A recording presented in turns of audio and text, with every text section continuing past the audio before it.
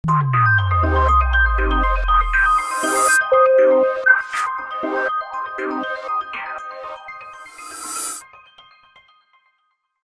के इस वीडियो में हम ये भी देखेंगे कि शून्य की जो खोज हुई है वो कहाँ पर, क्या भारत में हुई है, क्या बेबोलियन ने इसकी खोज की है, अगर भारत में हुई है तो क्या आर्यभट्ट ने इसकी खोज की है या ब्रह्मगुप्त ने इसकी खोज की है या इसकी खोज के पीछे और किसी का हाथ है। तो पूरे इतिहास पर हम डिस्कशन करेंगे। इसके बाद हम देखेंगे कि क्या शून्य का महत्व है, शून्य अगर नहीं होता तो क्या टेक्नोलॉजी इतनी विकसित होती, क्या डिजिटलाइजेशन जो है, डिजिटल की दुनिया जो चल रही है, क्या इसमें इतना विकास होता, इस पर हम डिस्कशन करेंगे। ओवरऑल अगर देखा जाए तो भारत पुराने समय से ही ऋषियों, मुनियों और गणितज्ञ, विशेषज्ञ और विद्वानों का देश है। क्वेश्चन ये उठता है कि जब भारत देश में इतने बड़े विद्वानों ने जन्म लिया, इतनी ज़्यादा खोजें की है, तो ये सारी खोजें गई कहाँ। तो एक भारत के लिए एक बड़ा एक अभिशाप का भी विषय रहा है कि भारत में एक मुग़ल साम्राज्य, काफ़ी दिनों तक मुग़ल साम्राज्य रहा, इसके बाद अंग्रेज शासन रहा। तो इस शासन में कहीं ना कहीं भारत के जो विद्वान थे, इनके द्वारा रचित कई सारी कविताएं या लेख या इनकी खोज, इनको न तो विकसित होने दिया, या तो इनकी जो खोजें हैं इनको चुरा लिया गया, या तो इसको दबा दिया गया, या तो फिर नष्ट कर दिया गया। तो इस प्रकार से हम यहाँ पर ये बोल सकते हैं कि कई सारी खोजें ऐसी है कि जो पब्लिक के सामने इसको प्रकाशित नहीं होने दिया गया। क्वेश्चन ये उठता है कि जो शून्य की खोज हुई है वो कब हुई होगी।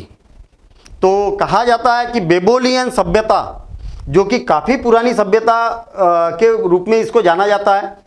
अगर हम बेबोलियन सभ्यता की अगर बात करें तो वास्तव में बेबोलियन जो सभ्यता है वो क्या सभ्यता थी, इसके बारे में डिस्कशन करें तो थोड़ा सा एक हम कैलेंडर पर अगर जाए तो कैलेंडर को अगर समझा जाए तो आज के समय में हम कैलेंडर की अगर बात करेंगे तो 2022 चल रहा है।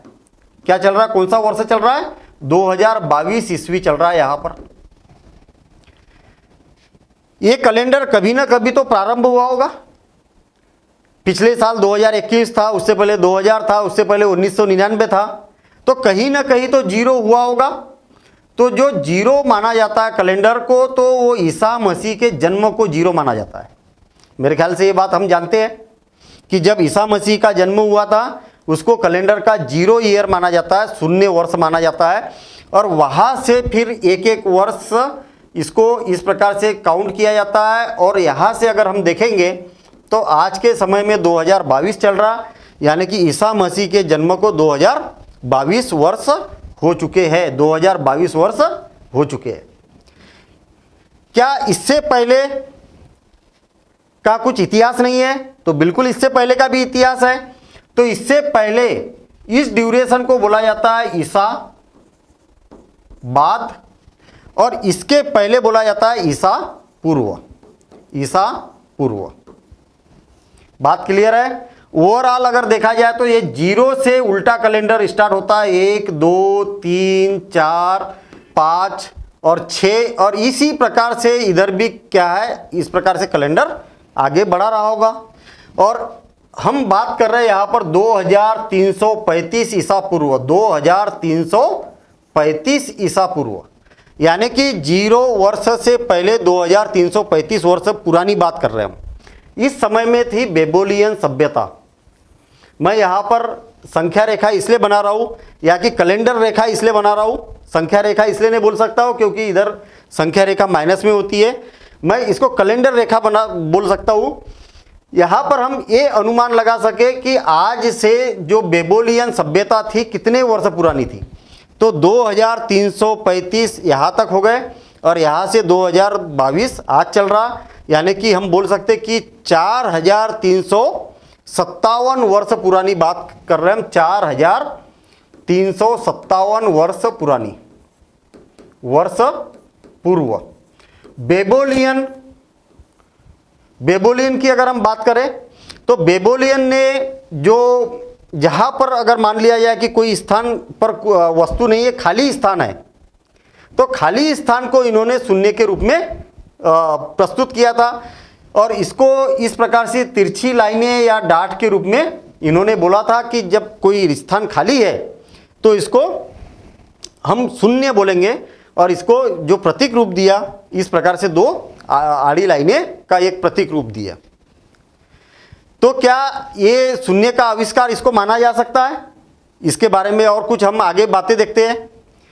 शून्य के इतिहास की बात करें तो आर्यभट्ट जी जो थे, इनका जो समय है 476 से 550 ईस्वी।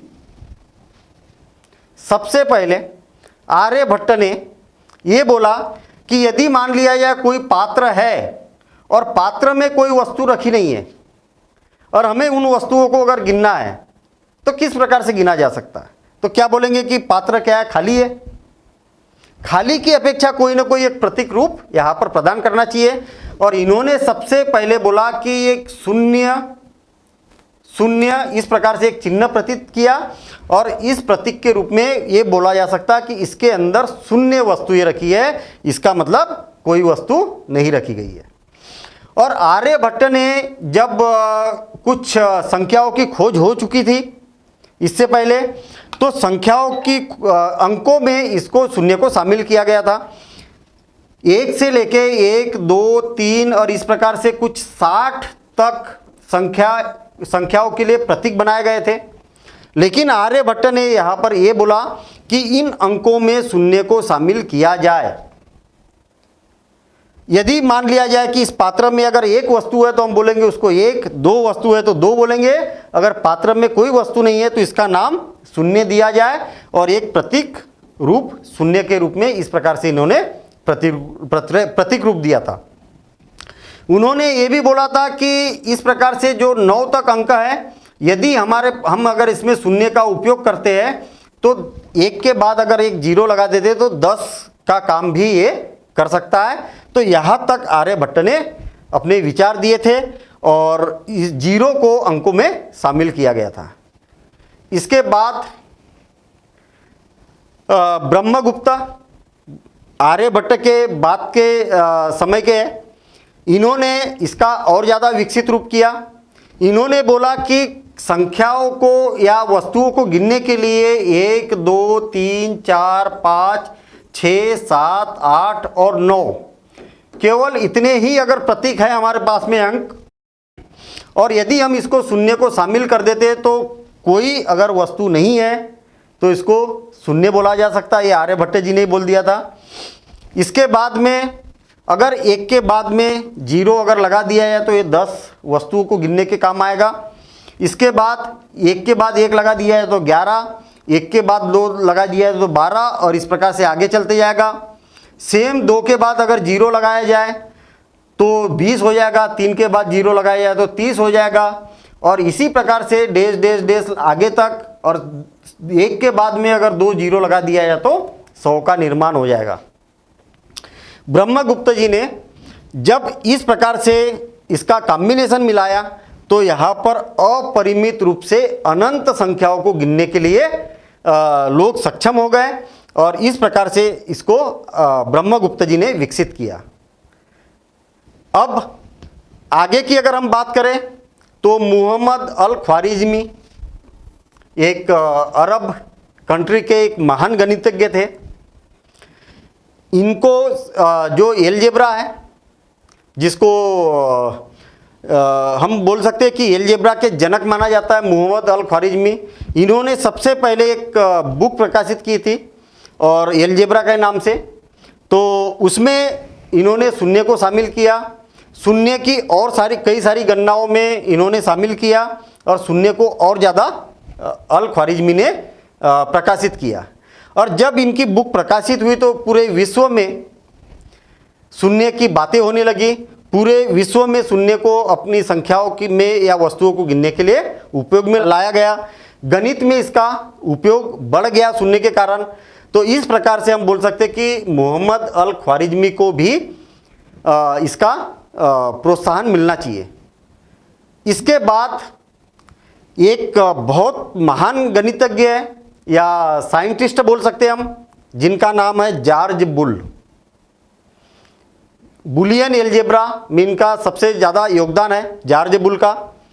जॉर्ज बुल इतने महान गणितज्ञ होते हुए भी इन्होंने जो एक कथन बोला था, उस कथन से पूरे विश्व के वैज्ञानिक दंग रह गए थे। ओवरऑल जॉर्ज बुल ने ये बोला था कि भविष्य में जितने भी काम होंगे या जितनी भी टेक्नोलॉजी विकसित होगी, शून्य का सबसे ज़्यादा उसमें योगदान रहेगा। सभी लोग दंग रह गए कि इतने महान गणितज्ञ और साइंटिस्ट ऐसी बात कर रहे हैं कि मैक्सिमम से मैक्सिमम जो टेक्नोलॉजी भविष्य में उपयोग में आने वाली है या यूज़ होगी या विकास होगा, तो शून्य के बिना वो विकास अधूरा होगा।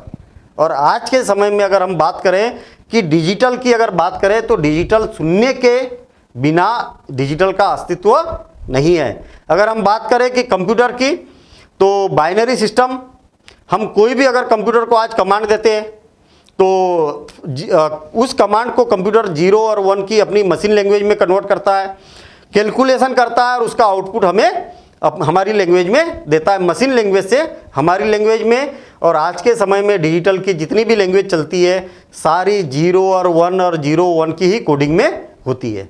तो ओवरऑल हम ये बोल सकते हैं कि जॉर्ज बुल का भी शून्य को प्रोत्साहन करने के लिए काफ़ी ज़्यादा योगदान यहाँ पर देखने को मिलता है। वास्तव में अगर देखा जाए कि शून्य का जो योगदान है, टेक्नोलॉजी चाहे कम्युनिकेशन हो, दूरसंचार हो, चाहे कंप्यूटर हो, चाहे कोई भी टेक्नोलॉजी हो, यहाँ पर इसका काफ़ी ज़्यादा योगदान देखने को मिलता है। इसका उपयोग एलजेब्रा में या अंक गणित में किस प्रकार से इसका महत्व होता है जीरो का, तो हमें मालूम है कि कोई भी संख्या है, चाहे कितनी भी छोटी हो चाहे कितनी भी बड़ी हो, अगर हम संख्या में जीरो का गुना कर दे या जीरो में कितनी भी बड़ी संख्या या कितनी भी छोटी संख्या हो, इससे अगर हम भाग दे, तो इसके जो परिणाम देखने को मिलती है, इसके परिणाम क्या होते हैं? जीरो ही होते हैं। कहने का मतलब चाहे कितनी भी छोटी संख्या हो चाहे कितनी भी बड़ी संख्या हो, उसमें जीरो से गुना कर दिया जाए, कितनी भी बड़ी या कितनी भी छोटी संख्या से जीरो में भाग दे दिया जाए, तो इसका मान हमेशा जीरो ही होता है। सेम इसी प्रकार से इसका उल्टा, यदि मान लिया जाए कि चाहे कितनी भी छोटी संख्या हो चाहे कितनी भी बड़ी संख्या हो, इसमें अगर जीरो से भाग देते हैं तो इसका मान अपरिमित रूप से अनंत इसका मान होता है। कहने का मतलब इसका मान अपरिभाषित होता है। ओवरऑल मैं एक एग्जांपल देखूं यहाँ पर कि अगर 3 को अगर मैं जीरो से भाग देके देखूं, तो 0 पंचे 0 बच गया 3, 0 चौक 0 बच गया 3, जीरो का पहाड़ा 7 बार पड़ा तो भी 0 और बच गया 3, और ये शेषफल कभी भी 3 3 3 ही बचेगा और आप भाग देते रहेंगे और ये कभी समाप्त नहीं होगा। इसलिए हम बोल सकते कि ये किसी संख्या में 0 से भाग दिया जाए तो ये अपरिभाषित होगा, यानी कि अनंत होगा। इसी प्रकार से हम किस निष्कर्ष पर यहाँ पर पहुँचे? क्या शून्य का आविष्कार बेबोलियन को दिया जाए? तो बिल्कुल नहीं। वो इसलिए नहीं क्योंकि बेबोलियन ने केवल एक रिक्त स्थान को शून्य की उपाधि दी थी और उन्होंने खाली स्थान को शून्य बोला, इसके अलावा कोई विकास वहाँ पर देखने को नहीं मिलता है। क्या इसका श्रेय आर्यभट्ट जी को जाना चाहिए? तो बिल्कुल जाना चाहिए, क्योंकि इन्होंने इसका एक प्रॉपर सिंबल दिया, एक चिन्ह दिया, उसका महत्व बताया, अंकों में उसको शामिल किया और शामिल करने के बाद में इसका कहाँ पर यूज़ किया जा सकता है ये बताया। तो इसका वास्तविक जनक अगर देखा जाए तो आर्यभट्ट जी को जाता है। क्या ब्रह्मगुप्त को इसका जनक माना जा सकता है? तो हालांकि ब्रह्मगुप्त ने भी इसका बहुत विकास किया, जो कि अनंत तक संख्याओं को बनाने के लिए या वस्तुओं को गिनने के लिए इसका उपयोग, शून्य का उपयोग करके इसको अनंत तक वस्तुएं गिनने के लिए सक्षम हो गए। इसलिए ब्रह्मगुप्त जी का भी इसमें योगदान अवश्य है, लेकिन जो जनक माना जा सकता है आर्यभट्ट को ही माना जा सकता है। इसके बाद की अगर हम बात करें तो जो अरब कंट्री के गणितज्ञ थे अल ख्वारिज़मी, तो उनका भी एक एलजेब्रा में काफ़ी योगदान है और उन्होंने जो इसको प्रकाशित किया अपनी पुस्तक में और इसका प्रचार प्रसार किया, तो उनका भी एक शून्य के लिए एक योगदान बनता है। और इसके बाद में जॉर्ज बुल ने तो एक क्रांति ले आई, क्योंकि जीरो के बिना किसी भी डिजिटल की उत्पत्ति या उसका विकास करना असंभव था। तो जॉर्ज बुल का भी एक जीरो को योगदान देने के लिए या जीरो का यूज़ करने के लिए एक बड़ा योगदान है। तो इस प्रकार से अगर वास्तविक रूप से जनक कहा जाए तो हम आर्यभट्ट को शून्य का जनक मान सकते हैं। तो इसी प्रकार की जानकारी के लिए हमारे साथ बने रहिए और चैनल को सब्सक्राइब करें, वीडियो को लाइक करें और अधिक से अधिक इसको शेयर करें। और इसी प्रकार के वीडियो देखने के लिए आप साथ में बने रहें। धन्यवाद। All the best.